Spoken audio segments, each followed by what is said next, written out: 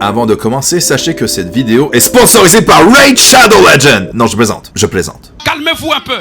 Je sais que ça commence à chauffer, mais on se calme un peu. Étudiants! Plus sérieusement, je voudrais vous remercier pour le retour de la dernière vidéo. Ça me fait extrêmement plaisir. Tout ce nombre de vues, vous êtes des malades. Et je tiens à vous expliquer un peu comment marche le rythme de mes vidéos, car beaucoup se demandaient quand sortirait la deuxième partie. J'ai déjà écrit en commentaire, mais je vais vous le réexpliquer ici. Premièrement, je ne vis pas de YouTube. J'ai un autre travail qui me permet d'avoir un revenu fixe. Deuxièmement, j'ai pas envie que ma chaîne dévore tout mon temps. J'ai besoin de moments de qualité avec ma copine et mes amis. Et troisièmement, pour faire des vidéos, j'ai besoin de consommer plein de trucs. Manga, comics, films, jeux vidéo, etc.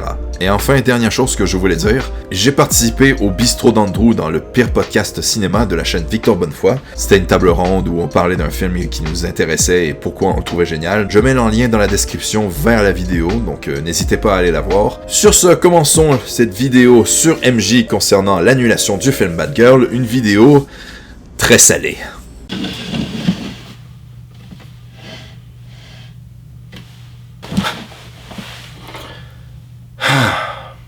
Vous avez vu le titre? Je pense que vous savez à quoi on s'attend. Allez, on commence.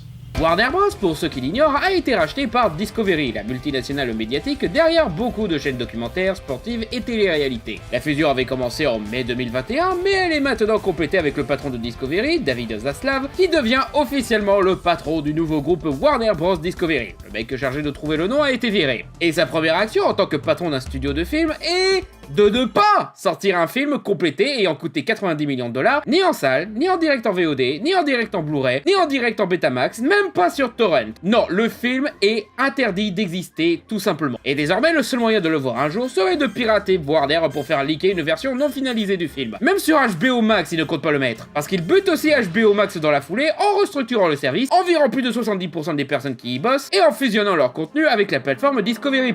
Là, le mec chargé du nom a été assassiné. C'est genre... du jamais vu. C'est le plus gros scandale de l'industrie de la fiction depuis le rachat de la Fox par Disney, le renvoi de James Gunn par Disney et le traitement des équipes des effets spéciaux par Marvel et Disney. Genre c'est à croire que Warner est tellement jaloux de Disney que même au concours des pires studios de cinéma, ils essayent de faire mieux qu'eux. Le plus gros scandale. Je t'en prie MJ, c'est rien du tout. L'annulation d'un film de commande de super-héros, c'est pas une grosse perte. Je crois que Harvey Weinstein sera indétrônable. C'est la pire décision qu'ils pouvaient prendre. C'est une insulte envers l'équipe qu'ils ont dépêchée pour faire ce film et c'est une insulte envers leur propriété intellectuelle. Et non, je ne dis pas ça parce que j'attendais avec une petite impatience et un petit peu de méfiance ce film. J'ai le même niveau d'indignation pour l'annulation de Scooby 2, la suite du film pas terrible sorti il y a 2 ans et qui promettait de ne pas être ouf du tout non plus. Même là, je critique cette annulation abusive car le film était quasi fini. Les mecs de l'animation ont expliqué que leur travail était terminé et qu'ils étaient déjà au stade de travail de lumière. Quasi fini. 95% du film terminé. Ce qui veut dire qu'il y a encore de l'argent à injecter dans le projet. Et il y a aussi le coût marketing, qui est souvent aussi cher que le film en lui-même. On y reviendra. Parce que tu vois, un film, c'est comme une personne. Quand c'est un embryon, tu peux l'avorter, hein, c'est toi qui vois, c'est ton corps, hein, c'est tes décisions. Ce n'est pas encore une personne. Par contre, quand on tourne le film, là, le bébé, il est né et tu commences à l'éduquer, à lui apprendre à marcher, à faire les mathématiques et tout. Et quand il est sorti, il est officiellement un adulte et on peut le juger en tant que tel. Donc annuler un film en pleine post-production, c'est comme si tu tuais un gosse à quelques jours qu'il passe le bac. Quoi? Ai-je bien entendu ce que j'ai entendu? Il vient de comparer l'annulation d'un film et l'avortement! Mais t'es complètement malade! Mais en plus, son raisonnement est erroné. Logiquement, la gestation, c'est quand le film est en production. Tu vois, genre, quand on tourne les scènes, le montage, les effets, tout ça, c'est comme quand le bébé, il prend forme dans le placenta. L'accouchement, ça doit être quand le film sort en salle. Donc, pour le cas de Bad Girl, l'avortement est légitime. Je me sens seul de continuer de parler de ça. On enchaîne.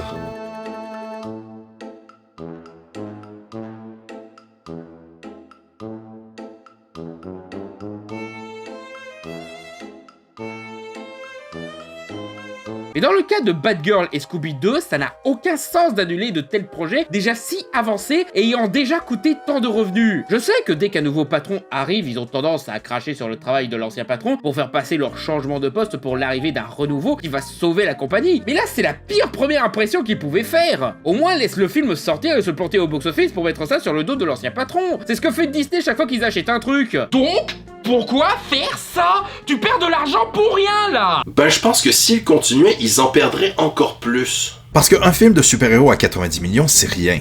Par contre, si The Marvels, qui a coûté 200 millions, aurait été annulé, là, ça aurait été un gâchis. Puis, au fond, c'est leur problème de perdre l'argent. Pourquoi s'énerver à ce point? Alors il y a quelques justifications officielles, et chacune d'entre elles est bullshit ou annonciateur de très mauvaises choses pour le futur de Warner et DC. Déjà l'excuse pourrie du public test qui, soi-disant, trouvait le film nul. Bon, déjà, j'ai jamais compris ces conneries de public test, hein. Genre déjà, ils croient que les spectateurs ont un esprit de ruche ou quelque chose? Si les 10 mecs que tu fais venir pour voir le film en exclusivité, ils aiment pas, tout le monde va détester? Ça marche pas comme ça, l'humanité, en fait. Ah, c'est hypocrite de ta part, MJ. Parce que dans une de tes vidéos, tu fais ça.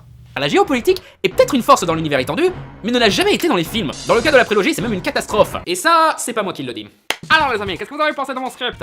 C'est en partie pas mal, mais c'est aussi chiant et kitsch. Faut changer un petit peu tout ça. Genre en te focalisant plus sur Luke que sur la politique et cette guerre des clones à la con. Je sais pas.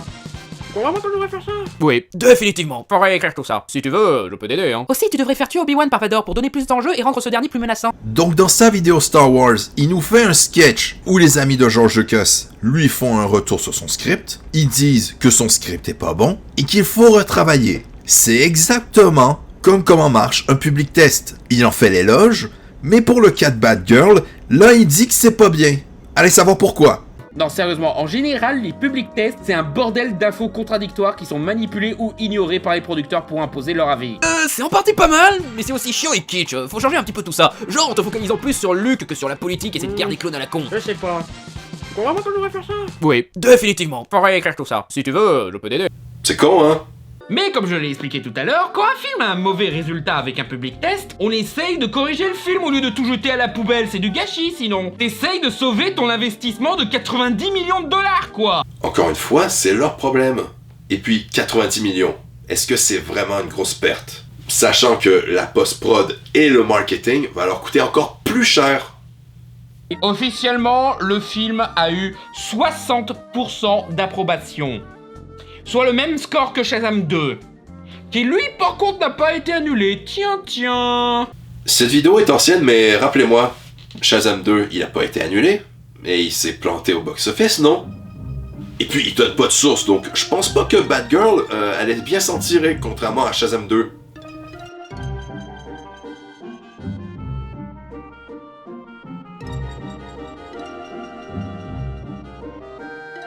Ensuite, il prétend que c'est parce qu'il trouve que le film est pas assez spectaculaire. C'est Bad Girl, tête de con. Évidemment que c'est pas aussi spectaculaire que des mecs qui volent et qui balancent des lasers. Commence à me parler poliment. Ça veut rien dire. Les Batman de Nolan, ils sont pas spectaculaires parce qu'il y a pas de laser, peut-être? Plus sérieusement, ce n'est pas une question de laser mais plutôt de travail de réalisation. Un film peut être spectaculaire selon comment la réalisation et la mise en scène est faite. Justement, il parle de Marvel. Et c'est l'exemple parfait qui montre qu'ils ont beau mettre des explosions et de l'action, leur film n'est pas spectaculaire. Parce que c'est ultra cuté, il n'y a jamais d'iconisation, les combats sont mal cadrés et c'est épileptique au possible. Alors que tout l'intérêt de Bad Girl, c'est de justement pas faire comme ces autres super-héros avec des pouvoirs de titan et de faire des aventures plus proches de l'histoire policière. Ah, mais ça existe déjà. C'est Batman. Et que Batgirl fasse la même chose, ça ferait doublon, non? Et qu'est-ce que ça changerait contrairement à Batman? Ils ont aussi prédit que ce modèle allait vite se casser la gueule, donc tu devrais faire attention, David, ce bâtard. C'était gratuit. Je vais même dire, c'était ce que les fans, moi compris, attendaient du film. Un truc entre Kick-Ass et Birds of Prey. Essayer de rendre Bad Girl spectaculaire serait prendre le risque de la dénaturer. Les fans? De qui tu parles? Si tu emploies le lait, ça veut dire que tous les fans voulaient ça? Permets-moi d'en douter.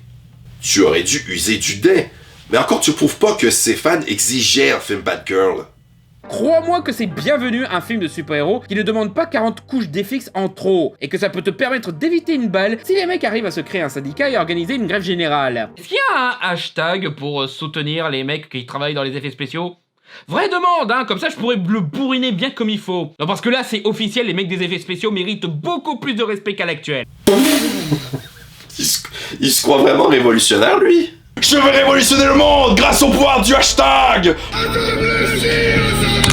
Il Une autre excuse qui m'énerve aussi, c'est qu'apparemment, beaucoup trouvent les costumes cheap. C'est Batgirl. Ça aussi, c'est un truc qui me saoule de plus en plus, qu'on n'assume plus le côté fabriqué main et flashy des costumes. Le costume de Miles Morales dans Spider-Verse est un de mes costumes de super-héros préférés de ces dernières années, parce que lui, au moins, a des petites touches montrant que c'est un costume fait par un gamin de Brooklyn. C'est un costume qu'il a récupéré, qu'il a repeint un coup de bombe de peinture, fait un gros logo qui sent le fait main, et qui porte des baskets. Ça fait cheap, mais personnel. C'est ce qui donne du charme au personnage de Miles Morales, et qui détermine le côté urbain et proche du peuple qui caractérise Spider-Man. C'est pour ça que ça me saoule quand Tom Holland a des costumes high-tech avec nanomachines et armure. Quelquefois avec des mecs genre Iron Man, pourquoi pas, mais là c'est une constante. Vos super pouvoirs, c'est quoi déjà? Je suis riche. J'en ai marre qu'on rende les costumes si high-tech et détaillés. Et c'est pas seulement dans les films où les producteurs débiles demandent aux équipes des effets spéciaux de faire le costume eux-mêmes en post-prod. Démerde-toi avec les quelques points de repère qu'on a mis sur les acteurs. Et te plains pas que t'as déjà trop de travail avec tout le reste du film. Même pour les costumes qui semblent pas compliqués à faire en vrai, on a ce traitement. Et ce, au cas où les mecs changent d'avis sur la forme ou le motif du costume en pleine post-prod. Même quand il y a un vrai costume, on refait par-dessus un faux costume. Mais même dans les jeux vidéo d'ici, ça me saoule que même Superman a un costume avec des morceaux d'armure et des trucs high-tech dessus. J'ai l'impression qu'ils ont tellement peur de paraître cheap qu'ils s'interdisent de laisser des plis de tissu visibles sur ces costumes. Alors que non, surtout dans le cas de Batgirl, montrer que c'est une adolescente qui a pris une veste, la repeint et recoupe pour se fabriquer un costume. Surtout qu'apparemment dans l'histoire du film c'était littéralement un costume d'Halloween, donc ça justifie le côté cheap quoi. Non, et puis c'est ça qui est cool avec les super-héros, ils se bricolent eux-mêmes leur propre identité et la reflètent à travers leur costume. Ils ne portent pas un truc lisse qui est classe juste pour être classe. Il y a beaucoup d'informations, alors décortiquons. Alors en premier, il parle de Miles Morales dans Into the Spider-Verse, et c'est d'une stupidité absolue, car il compare de l'animation à du live action. Ça n'a aucun sens. Ensuite, puisque tu adores faire du name dropping, moi aussi je peux te sortir des films où le costume est fait main et ne fait pas cheap. Spider-Man 1, Amazing Spider-Man, The Batman, Flash dans Justice League. Silica-based sand quartz fabric. Abrasion resistant, heat resistant. Yeah, I do competitive ice dancing. It's what they use on the space shuttle to prevent it from burning up on re-entry. Et Deadpool. Et puis la mauvaise foi absolue concernant les VFX, car qui savait que les costumes dans Endgame étaient des faux? Moi je le savais pas, et quand je l'ai su, ça m'a impressionné. Ensuite, concernant les tenues high-tech, mais qu'est-ce qu'on s'en fiche? Si des artistes ont envie de faire des combis comme ça, on va pas leur interdire d'être créatifs. Ça te dérange que toi? Tu serais pas en train de dire que tu voudrais censurer des artistes? Et enfin, concernant Batgirl qui reprend le costume de Batman, sache mon cher MJ qu'il existe des cosplayers qui sont capables de faire des costumes 1000 fois mieux que ceux de l'équipe du film. Et eux, ils le font à la main. T'as aussi l'excuse débile de « Oh, ça correspond pas à nos plans pour les 10 années à venir !» Bah dans ce cas, pourquoi t'as gardé Aquaman 2, Shazam 2, Joker 2 ?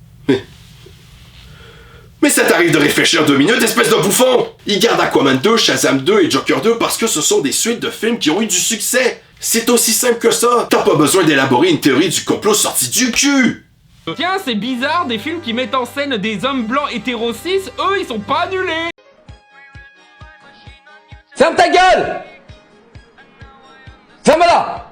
Je comprends l'idée de projection statistique et estimation, mais au bout d'un moment, vous êtes pas des devins. Alors arrêtez de dire que le film se serait planté au box-office ou se serait fait défoncer par les critiques, parce qu'au final, on le saura jamais vu que le film va jamais sortir. Bah tu vois MJ, on est dans le futur. Et vois-tu, il y a une fatigue du public concernant les films de super-héros. Les gens commencent à en avoir marre. Regarde l'état du MCU. Les gens commencent à plus y croire. Selon les experts, en ne sortant pas ce film, Warner Discovery a économisé entre 15 et 20 millions de dollars. Le dernier échec commercial super-héroïque est Morbius, et il a rapporté au box-office 163 millions de dollars. Crétin!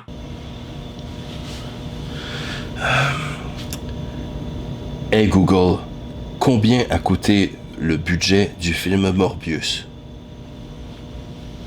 Le site allocine.fr contient l'information suivante. Morbius est le troisième film composant le Sony Spider-Man Universe, après Venom, 2018, et Venom, Let There Be Carnage, 2021, qui avait respectivement rapporté 854 et 503 millions de dollars au box-office mondial, pour des budgets compris entre 100 et 110 millions. Et puisque c'est pas inclus dans le budget, il y a aussi le coût de la promo. Pour un blockbuster hollywoodien, ça peut aller jusqu'à 50 millions, et voire plus, sur comment tu veux promouvoir ton film. Donc si on additionne le tout, Morbius n'est pas rentable. Donc MJ, efface-moi ce sourire car ton exemple de Morbius est ton... Crétin! Tu peux te le foutre où je pense. Mais bon, je suis sûr que ta solution économique fut très appréciée auprès des investisseurs. Vendez toutes mes actions, Warner! Oh non, tes parents en bourse se cassent la gueule car personne veut investir dans un studio de film qui refuse de sortir un film! Bravo du con! En économisant quelques millions, t'as perdu quelques millions! Stop! Recule un peu. Il n'y a pas de date. Il n'y a pas de date. En quoi ce plan de chute en bourse explique le lien avec l'annulation de Bad Girl s'il n'y a pas de date? Encore en train de mentir, MJ? Ça fait beaucoup là, non? Mais bon, je me rassure en me disant qu'au moins avec Internet, qui adore cracher sur les studios qui font ce genre de décisions débiles, et comme on l'a vu avec les cas des Nouveaux Mutants et de la Snyder Cut, on pouvait être sûr que les fans allaient s'unir, lancer des hashtags et soutenir ce pauvre...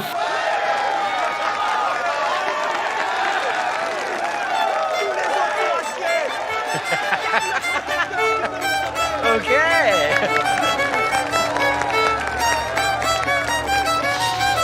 Collabo!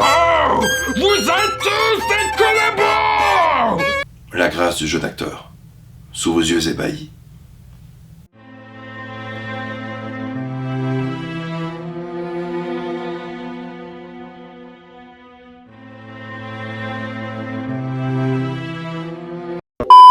Et même si le film était nul, et alors? Genre, être un mauvais film, c'est pas un crime, on n'est pas dans Minority Report là! Je vais même dire, ça arrange un petit peu mon boulot que les mauvais films existent. Comme ça, je pourrais remplir mon flop de l'année. On vit avec les films de merde depuis des années, pourquoi maintenant c'est plus tolérable? Mais même avant, on tolérait pas qu'un film soit merdique, mais en vrai, c'est pas ça la question. Si on sait déjà que le film va être nul, pourquoi le sortir?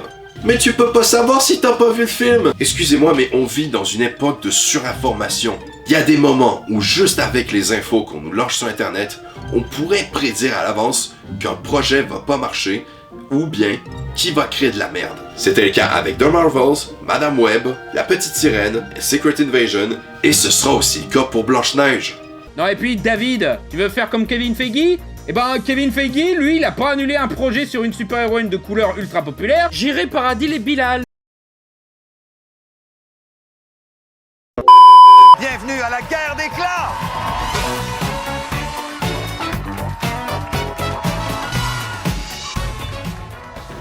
On a demandé à 100 Québécois québécoises, nommez-moi une insulte typique de ce que dirait un SJW. Des racistes, sexistes, homophobes, transphobes, anti-vax, fachos, pro-armes à feu, climato-sceptiques. Est-ce que c'est ton sondage?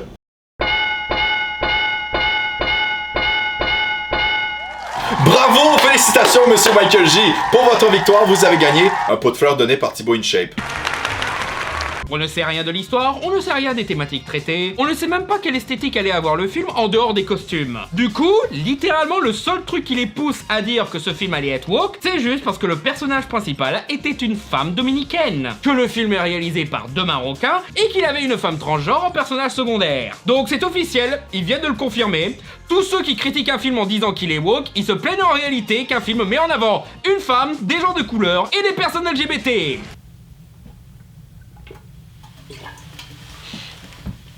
Non. Ça me fatigue de le voir faire des raccourcis en simplifiant un truc qui est plus compliqué que ça. Je donnerais pas tort aux gens de croire que le film allait être woke, même si je trouve ce mot utilisé pour tout et pour rien. Car c'est la mode du moment. Et à force, on arrive à distinguer les signes dans les films qui vont être woke. Je sais pas si Bad Girl allait être woke, mais quand on apprend qu'il y aurait un perso trans dans le film, un film Bad Girl, en quoi c'est pertinent de mettre un personnage dont la spécificité, c'est d'être trans?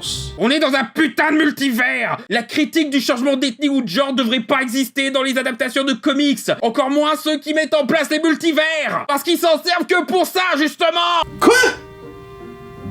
Donc pour toi, le multiverse, ça sert à changer l'ethnie des personnages? C'est pas pour proposer de nouvelles histoires, proposer des concepts, non! Selon MJ, la lumière parmi les lumières, ils se servent que pour ça, justement. Que! Et vous savez c'est quoi le pire? C'est la seule explication qui reste concernant l'annulation de ce film. Est-ce que le film a été annulé juste parce qu'il mettait en scène une femme de couleur? Eh bien, sachant que c'était un des rares films du DCU à en avoir une en personnage principal, que les films Supergirl, Wonder Twins et Blue Beetles mettent en scène des femmes et hommes de couleur, et que le patron qui vient d'annuler ce film est connu pour virer les femmes des entreprises qu'il dirige et les remplacer par des mecs blancs, et qui semble déjà avoir bien entamé cette invasion chez Warner en virant Ann Sarnoff et en faisant venir un tas de réalisateurs blancs pour les films à venir, oui, c'est fort probable, entre autres paramètres, que ce soit le cas. Sérieusement les gens, vous croyez vraiment à sa théorie du complot? Et c'est quelqu'un croit ça? Si quelqu'un croit ça, qui se lève et qui me donne un amen! Encore plus quand on voit que le PowerPoint de présentation pour le futur de la compagnie explique que non seulement ils vont diminuer les productions de films et séries pour enfants, ce qui explique l'annulation de Scooby-Doo et confirme l'intention de faire plaisir à des edgy boys qui se croient matures, mais aussi on voit qu'ils veulent diviser leur public selon le genre. Ce schéma montre grosso modo que selon eux, tout ce qui est fiction avec une fandom et qui demande un petit peu de concentration est orienté mec. Et le public féminin sera soi-disant tourné vers du contenu non scripté, donc des téléréalités, des talk-shows, documentaires et Riverdale, des trucs faits que pour les détendre. Félicitations Warner! T'es revenu au même niveau de conneries que les crétins qui ont annulé Young Justice après 2 saisons uniquement parce que c'était suivi par des femmes! Mais tu t'énerves pour rien, mec! Ce que tu viens de décrire, c'est exactement ce qu'on appelle une cible éditoriale.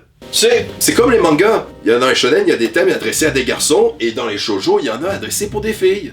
Et plus important, qu'est-ce qui empêcherait ces femmes d'aller voir les trucs pour les gars? Genre, Warner va pas les en empêcher. Je n'ai plus la moindre patience pour tous ces escrocs et connards qui ne cachent même plus qui ils sont réellement. Le prochain qui se plaint de wokisme dans une industrie où le film Bad Girl se fait annuler sans bonne raison, où Disney censure des personnages LGBT depuis des années, quand il ne soutient pas une loi qui permet d'interdire les pronoms et les arcs-en-ciel dans les écoles, à une époque où l'avortement est interdit dans plusieurs états américains et où l'extrême droite gagne en pouvoir en France, il mérite une baffe dans sa gueule et de se faire traiter de collabo.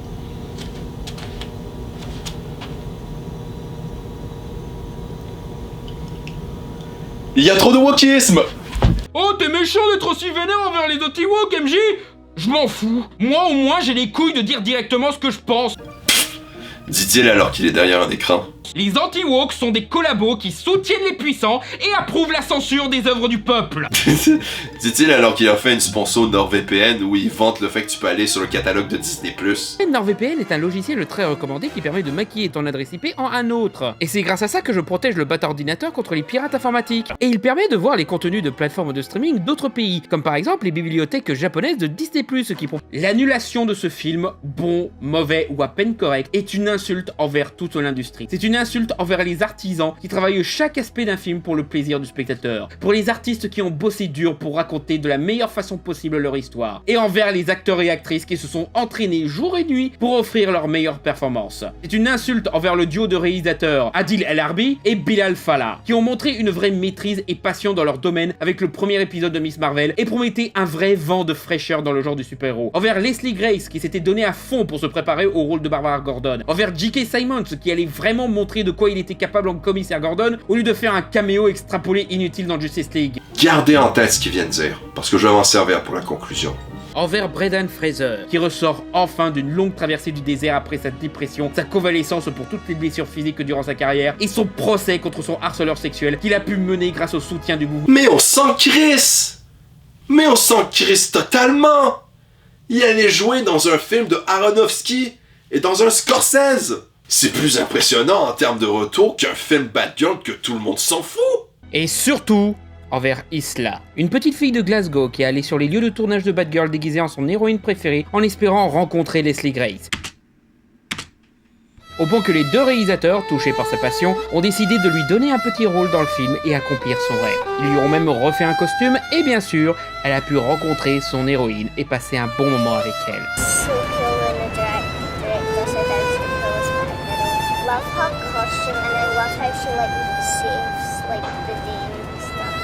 When we watch the movies, you can actually say, well, I was there at that scene, I was there at that scene, and it's memories.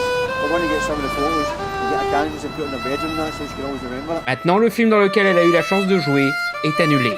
par un mec qui pense que c'est impossible qu'une petite fille comme elle puisse aimer les films de super-héros, et qu'il ne veut pas d'elle comme spectatrice des films qu'il produit. Mon Dieu, comment cela? C'est épouvantable, bouhouhou. Eh bien, préparez votre réplique, monsieur, mais pour ce qui est de l'intonation... Écoutez, je dois partir, beau colon, téléphonez-moi, n'importe quoi. D'accord, à votre service, monsieur. Je sais que parfois, il y a des gens qui sont désorientés par le torrent d'informations, parfois contradictoires qu'on se prend dans la gueule sur Internet, et qui répètent les propos en faveur des corporations, des patrons pourris et des influenceurs arnaqueurs régressistes, qui nous emmerdent avec leur guerre culturelle débile. Ce n'est pas eux que j'accuse, j'espère même qu'ils vont réussir à se sortir de ce cercle vicieux, et retrouver les bonnes infos au bon moment de leur vie. Mais les autres... les agents actifs de la désinformation et leurs mignons, je vais faire une lettre ouverte à ces gens-là qui... vont probablement jamais regarder la vidéo, ou parcourir en diagonale pour reprendre des moments hors contexte pour chipoter, donc autant en profiter. Allez vous faire foutre, bande de crypto-fachos et collabos! J'en ai marre de retenir mes mots pour ne pas effleurer votre sensibilité de fragile, pendant que vous laissez la pourriture se développer en croyant jouer les rebelles. Non seulement fermez-la, mais ne l'ouvrez plus jamais vu à quel point ça nous a foutu dans la merde vos chouineries. Qui a tué Batgirl? Toujours les mêmes. Les costards cravates véreux qui pensent tout savoir mieux que leurs artistes et techniciens qu'ils tyrannisent, et les rageux qui ne savent pas du tout analyser un film, imposent leur goût de merde aux autres, et poussent l'industrie à les suivre dans leurs pires bas instincts. C'est profond ça. C'est enfin terminé. J'ai cru que j'en verrais jamais le bout. Et vous savez, si MJ avait attendu littéralement 2 jours, et aurait fait 5 minutes de recherche, il aurait pu tomber sur ça. Ils nous ont dit, en tout cas les mecs de Warner nous ont dit, c'est pas à cause de vos talents ou le talent de l'actrice ou la qualité du film ou quelque chose, parce qu'on était en plein... on était encore en train il y avait beaucoup de taf, il y avait énormément de travail qui restait encore au film, donc c'était pas du tout comme si que le film était terminé. Mais ils nous ont dit voilà, c'est un changement de stratégie, c'est aussi voilà, c'est ça, c'est nouveau management, changement de stratégie, ils peuvent économiser de la thune. Sur Twitter, par exemple, typiquement, le soir même, les fans étaient fous. Il y avait même le hashtag Release the Bagel Movie. Comment vous ressentez tout cet amour des fans? D'abord, quand j'ai entendu la nouvelle, j'étais choqué et très émotionnel. Je savais pas... Mais voir tout ce soutien sur Internet et tout, dans Twitter et tout, dans tous les réseaux sociaux, et même des grands réalisateurs comme Edgar Wright ou James Gunn qui ont envoyé des messages de soutien, ça nous aide vraiment ça nous faisait chaud au cœur. Est-ce que vous espérez un peu qu'il y ait la même mouvance qu'il y avait eu pour Zack Snyder avec sa Justice League, il y avait eu tout le hashtag, etc. Est-ce que vous espérez qu'un jour peut-être ça sorte d'une manière ou d'une autre, légale ou non d'ailleurs? En tout cas, si ça sort, bien sûr, il y avait beaucoup de travail encore, donc c'est un peu comme Justice League, il a beaucoup travaillé encore sur le film avant qu'il sorte, donc s'il sort, il peut pas sortir comme ça non plus. Non, il n'y a même pas de VFX. Il n'y a pas de VFX, il n'y a rien, il y a encore des scènes qu'on devait tourner et tout ça. Donc ouais, si un jour ça sort, il faudra qu'il nous donne les moyens de terminer le film de la façon qu'on voulait vraiment pour notre vision à nous. Donc ce qu'on apprend de cette interview, c'est il y avait encore beaucoup de choses à faire, donc encore de l'argent à injecter, donc beaucoup de risques de perdre encore plus d'argent. 2, selon les réalisateurs, l'annulation du film, c'était pour un changement de stratégie. Et 3, il y avait des gens qui soutenaient les réalisateurs, contrairement à MJ qui voulait faire croire que tout le monde était content de l'annulation du film.